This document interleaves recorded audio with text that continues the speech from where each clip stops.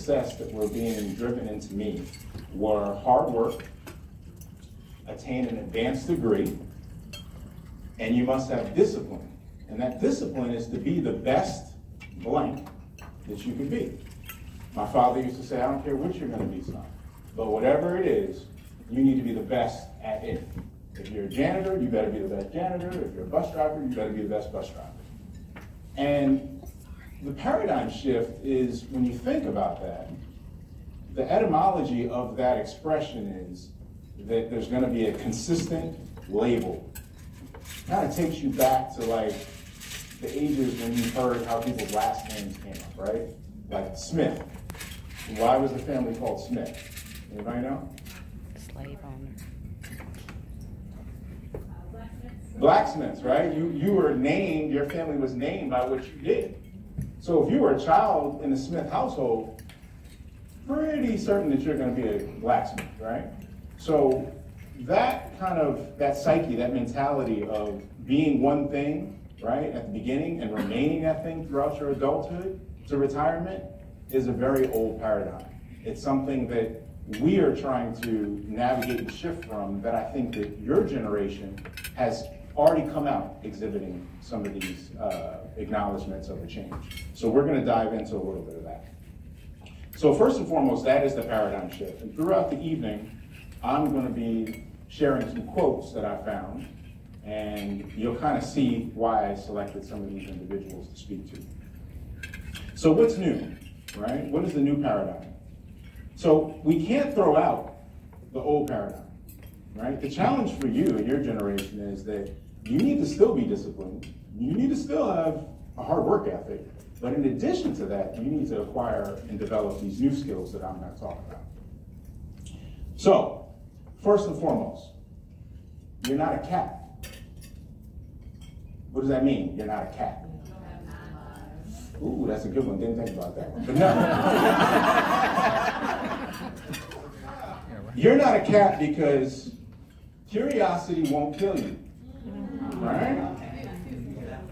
But it will kill your potential in life. So, first and foremost, you have to remain curious.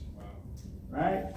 When I was a kid, my father used to say that the only word I knew was see, and I wasn't bilingual. So I would point at everything and say, see, whether it be an airplane, whether it be whatever. And I would want to know what it is that I'm looking at, because I was curious. And that spirit of curiosity has remained in me, even through adulthood. I don't point things out to my father now to explain it, but I do have a drive to try to understand things. And I think that that is a worthwhile skill that either you have innately, or you need to start working on how do I develop a curiosity for things. Because curiosity is that motivating factor that can lead you to new areas that can then lead you to success, right? So, stay curious, all right? Second thing, I want to start with a quote. And the quote is, "Show me someone content with mediocrity, and I'll show you someone destined for failure." Now, who knows that quote? Really? Okay. Who? Oh. Does anybody know who said it? If I told you Dr. Yes. Yes. Bingo. So, the point of it is that complacency, right? Being content with just where you are is going to stifle you in life. It's going to stifle you in your spirit. It's going to stifle you in your mentality towards things. And it's not going to give you any drive to pursue other goals, right? So avoid being complacent. Second quote, "The tragedy of life is not in our failure, but rather in our complacency." Who said that? If I told you Ben, very good. Not Ben Carson. Benjamin Mays. And why did I pick Benjamin Mays? Very good. Okay, so complacency. Second thing that is the key to success. You must frequently pivot and reinvent yourself. You must frequently pivot and reinvent yourself. Here's a fun stat, and this is why this is an important factor. In a person's life, they'll have an average of 5 to 7 career changes. Now, I'm on number 3. Right? The average age, by the age of 42 years old in life, you would have on average had 10 jobs. I'm on 5. I missed the mark a little bit, right? So think about everything that I'm saying. Think about the paradigm shift. There's people in this room that I've met already that I can attest to the fact that already have had 2 jobs. Right? Job number 1 is what for you? Student. Job number 2, e-commerce fashion site, lighting company, right? And we'll touch a little bit on that a little bit later. It'll all kind of come together. So, be ready to pivot, right? Don't get stuck. You have to reinvent yourself. And in so doing, you need to learn how to balance being an employee and an entrepreneur. Balance being an employee and an entrepreneur. So why is that important? First and foremost, everybody needs to have a side hustle. I've got many of them, right? Raise your hand if you don't have a side hustle. Excellent. Okay, we need to work on getting you one, and you too. So, you have to have a side hustle. It's mandatory. And it's mandatory for a lot of reasons, right? First and foremost, having a side hustle inspires what? That I've already talked about. Curiosity, right? If you've got a side hustle, that has to be developed. What is that side hustle? Where's the inspiration for a side hustle going to come from? Right? It's got to be something that you have an interest in. It's got to be something that you're curious about knowing or doing or exploring. That's what makes it valuable to you. And that's what offers some of that balance. Because I can tell you now, having a job isn't fun all the time. Having a job and having something that you can kind of do to balance that out, that also could generate revenue and income, that makes it a lot more palatable. And if you choose to make that transition to be independent, you've at least started to have a balanced approach to it, right?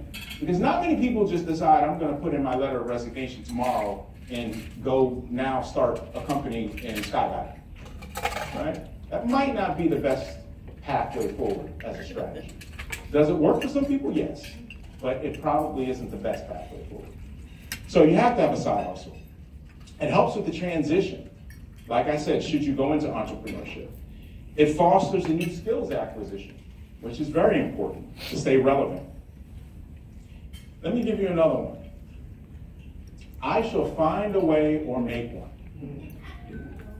Where does that come from? Anybody know? Okay, what does it mean? Okay. Okay, so it is a decision. It's a conscious decision that I'm going to find a way or I'm going to make one, right? It's not just a phrase on a t-shirt. It's a mindset. It's an empowering mindset that not just people from the illustrious institution of Clark Atlanta University should have, but everybody in this room should have. Everybody in this room, and I think that's part of the beauty of having an AUC gathering organization. Yeah, you know, little jabs and, you know, the competitiveness, that's all great. But at the end of the day, everyone in this room can learn something from somebody in this room. You may not think it at the time. You may think, oh, that person is nothing like me. They're from Chicago, or they're from Alabama. I'm from Queens. I'm from Brooklyn. We have nothing in common. They're a finance major, I'm a film major. But guess what?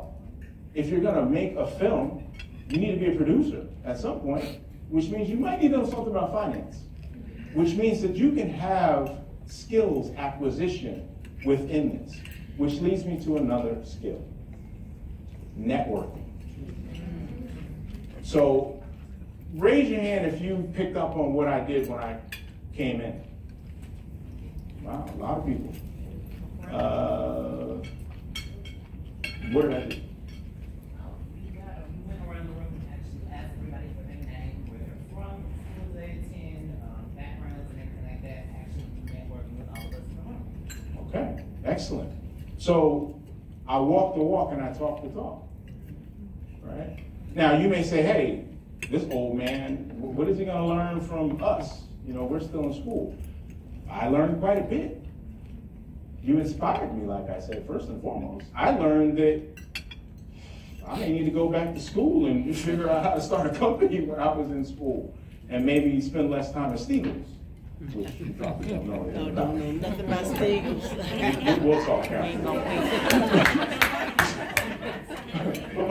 But in the back, wing on wheat. Wing on wheat. There you go. So, networking. Networking is a critical component. So, skills development, right? Skills development. I'm amazed at what I've learned how to do with the power of YouTube. I mean, it amazes me. At times when I go home, I don't even turn on the television anymore. I mean, I do because of smart TV, but I turn it on and I go to YouTube. And it's crazy that we're consuming content on a YouTube website and not watching VH1 or not watching MSNBC or, well, I do watch the both, I must admit. But there's other channels out there. But again, it's another example of a paradigm that's shifting, that we can't stay complacent. We see it every day in our walk of life, right? So skills acquisition. The best tool, I think, for skills acquisition is YouTube. Here's an example. You heard of my bio. For my entire career at UPS, I've been in customer-facing sales roles. My last sales role as a global account manager, I had Cisco Systems. People heard of Cisco Systems, right? They make the telepresence. I think that's a Cisco camera right there. It's telepresence, it's switches, it's routers, it's all the infrastructure for internet, right? And it afforded me the opportunity to travel quite a bit. I was in Costa Rica, I was in Ecuador, I climbed pyramids in Mexico City. Great experience. Leaving from doing that for 12 plus years, coming into this building and taking on a role was a pivot, right? And now I'm in sales operations. And I'm thrust into using tools that I'd never even seen before. Raise your hand if you've ever heard of Power BI. Not many in this room. And you're not old folks. So that may be something you might want to jot down and add it to your list of skills acquisition. So here's what I did. Power BI, never heard of it, didn't know what it was, started with some UPS program that was made up. In a couple seconds of research, I figured out it's actually a Microsoft product. And it's a tool for analytics. It's a tool that helps you visualize data. Now, if you heard my bio, I'm not a data and information systems person. So this was uncharted territory.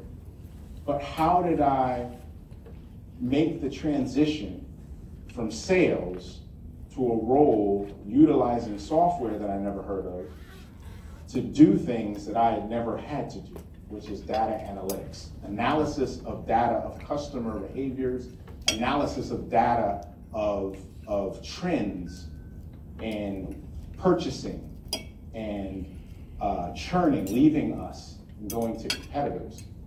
All uncharted territory. Hours and hours of YouTube, and I can now develop and create things in Power BI. I mean, it's phenomenal. So when I was your age, I distinctively remember when Morehouse opened the computer lab. When I showed up to school, I had what you used to call a word processor. It looked like a keyboard that had like a typewriter on top, but it had a little screen, a little bit bigger than the SkyPager screen, not much bigger. And that's what we wrote papers on. And it had a printer built in it. Right, yeah, that old, right? So when you think about the paradigm shift that I'm talking about, me being in school, email just came out. I remember Lou Lord, he's from Queens. He had an email address. I was like, what is that for? I mean, you know, what do you mean email? And there was a whole world that was budgeting at that time period that honestly I didn't take advantage of. So you have to be cognizant of the signs that you see now and start seeing how I can incorporate those into skills development that could parlay into some type of one-up situation between myself and another candidate. So a key to success lies in that. Second, be committed to being a lifelong learner. Kind of what I just talked about. Curiosity, but then take that curiosity and take it to action. And there's no excuse not to know how to do something. It annoys me to no end when my boys come to me and say, hey, Dad, how do you da-da-da-da-da? It means you got a computer, right? You can find anything on there. Don't be complacent. Go forward and figure it out. Find a way or bingo. Cast away your fear of the unknown. Here's a quote. You can't make decisions based on fear and the possibility of what might happen. Who said that? We've already gone through all three schools. So.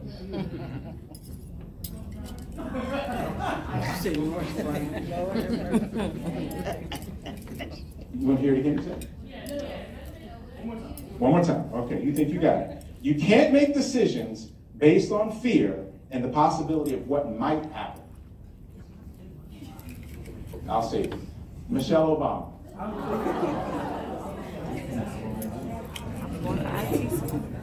Fear stifles curiosity. Fear stifles curiosity.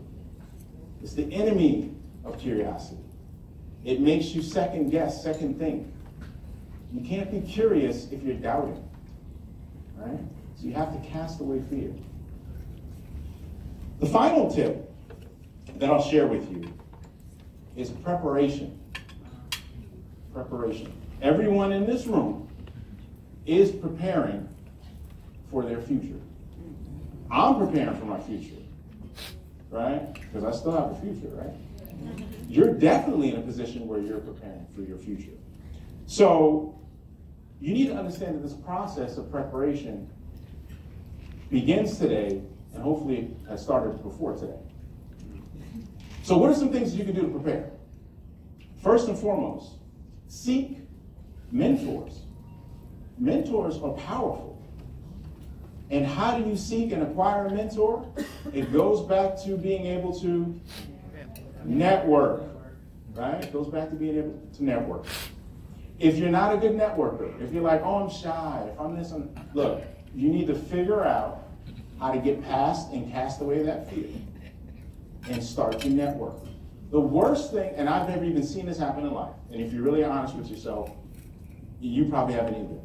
The worst thing that can happen is you go to introduce yourself to somebody, and what? They curve you? I mean, who's seen that happen? I'm not talking about on campus and you trying to holler. I'm saying in a networking scenario. Right? Yes. You had an experience? Yeah, so I'm actually a pink rep for the company Victoria's Secret Pink. Okay. We were networking with other reps, 250 around the world, and like I went up to this girl and she was like, "So that was like a racial issue," but I was like, "Oh, okay." So yeah. But you moved past. Oh no, yeah. Okay. Well, and I mean, There may be some rare instances of that, but for the most part, in the right environment, right, psychologically and socially, it's expected that people are going to be approached, right? So you have to put past whatever impediments you have about not introducing yourself. Because you have to think about what are the opportunities that I'm missing by not introducing myself, right? Now, if roles were reversed, some of you, there were some opportunities in speaking to you that I said, oh, well, I know somebody that can help you here, potentially there. But if we don't have that discourse, opportunities are lost, right? So you must do that. Expand your network and seek mentors. So I'll close and then we can kind of get to maybe some open dialogue because I'm still curious to hear what you have to share. Is this one. I put myself ahead 20 years and try to look at what I need to do now in order to get there then. I put myself ahead 20 years and try to look at what I need to do now in order to get there then. A little weird grammar, but we'll let it go. Who knows who this is? You'll never guess. The person that said this, looking ahead 20 years, it obviously is not a recent quote. Diana Ross. Who knew, right? But that's some sage wisdom, right? If you look ahead 20 years, you need to have that preparation and thought process of what do I need to start doing today? And a lot of you, by being involved in this, is demonstrating that you're doing that. But it can always be improved upon further. All right? So that's my formal discussion with you. I would love to hear more. There's plenty of things we didn't touch on. So if anybody has any questions, please, yes.